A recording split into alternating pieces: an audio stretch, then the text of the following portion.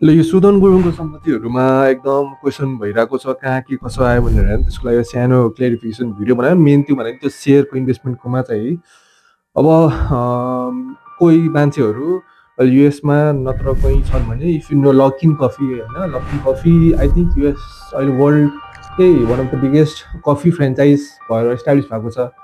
अब सुरुमा चाहिँ यो एउटा बेस लेभलमा इस्टाब्लिस भएर यो लास्टै एकदम ग्रो गरेको कफी चेन हो है। स्टारबक्सलाई पनि कम्पिट गरिरहेको छ अहिले पनि, पहिला पनि गरिरहेकै हो होइन।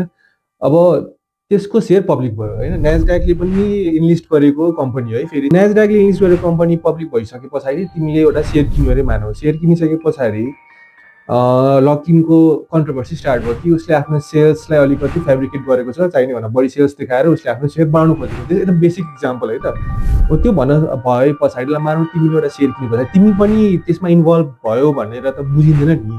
अब यो सबै तिम्रो राम्रो काम गर्ने मान्छेहरूले खुट्टा तानेर होइन यस्तो हो, यो सबै तिम्रो सिपिएनयुमा नेपाली कङ्ग्रेसका पार्टीहरूले अब उनीहरूको पनि फन्डा त फुट्ने भयो।